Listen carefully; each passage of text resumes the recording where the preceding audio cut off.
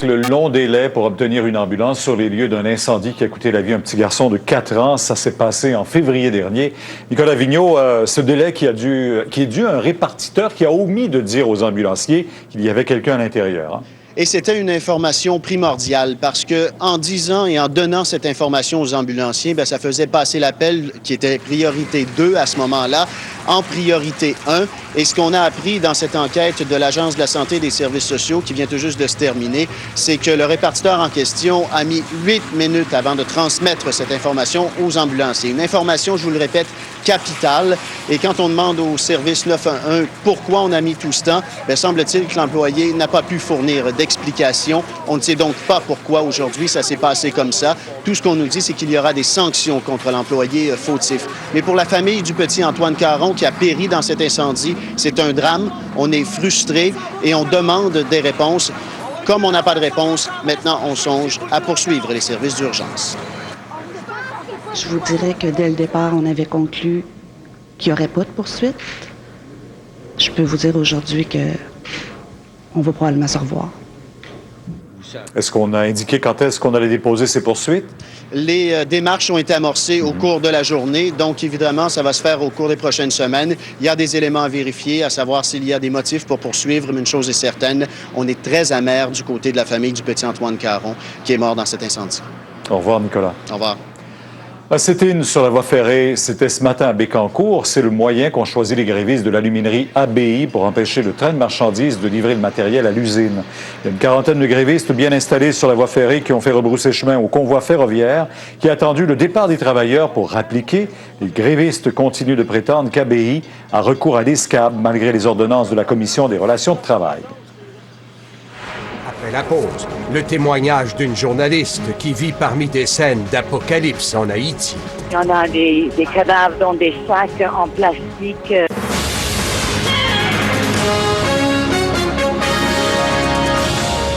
À Montréal, 20 000 personnes vivent et travaillent sans papier. Ce sont surtout des immigrants illégaux. Une enquête choc dès demain dans le Journal de Montréal. Votre porte-parole métro essaie de saisir l'expertise des maîtres bouchers. C'est pas votre premier, hein? Beefsteak de côte triple A 2 fois, 1 pouce à pouce de quart. Enchanté. C'est lui qui vole. Angelo, la madame, un peu de la viande. Et voilà. Hey, magnifique. C'est pas facile, hein? Vous, Angelo, là, vous avez étudié en viande. Métro, profession épicier. Lui, pas moi. Et voici la Joconde de Léonard de Vinci, le portrait de la belle Mona Lisa. Son sourire nous fascine depuis des siècles. Il est timide, énigmatique, un sourire qui séduit par ses magnifiques dents blanches. Quelle dent blanche? Léonard n'est pas le seul à s'y connaître en beauté. Les bandes White Strips Premium de Crest enlèvent jusqu'à 14 années d'accumulation de taches en seulement 7 jours pour un sourire encore plus séduisant. Suivez-moi! White Strips Premium de Crest, blancheur et beauté irrésistible. Pour le plus gros inventaire de pièces électroniques, ayez Matto en tête. Quels que soient vos besoins, amateurs, professionnels ou industriels, Matto est le seul à vous en offrir autant. Grand choix de composantes électroniques et d'ordinateurs, service incomparable, conseillers expérimentés. Pour des produits audio-vidéo, ayez Matto en tête. Appareils de haute qualité et marques renommées Sony, Samsung, Panasonic. Vous pensez électronique? Ayez Matto en tête. 2045 rue Royale, Centre-Ville, Trois-Rivières. Les Cataractes de Shawinigan, une équipe explosive, des joueurs talentueux, des guerriers avec beaucoup de caractère. Prochain match vendredi 24 septembre 20h. Rouyn-Noranda sera le visiteur. Soyez-y.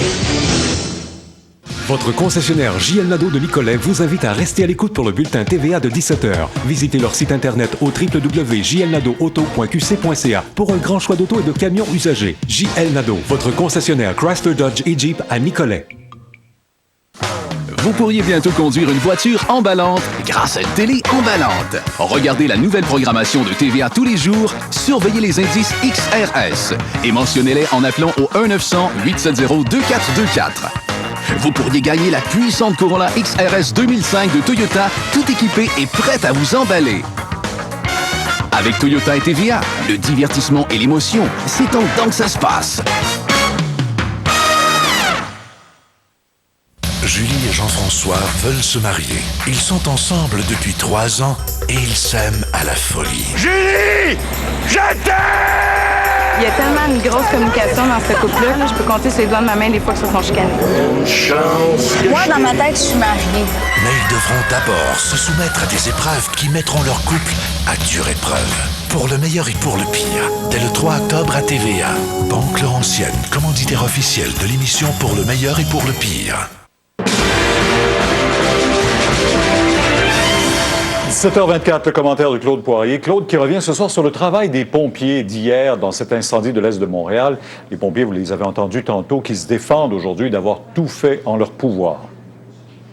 Oui, à la suite de l'incendie, Pierre, j'ai reçu plusieurs appels dans mes boîtes vocales des membres du service des incendies et surtout des premiers pompiers qui sont arrivés sur place. Et je vous explique.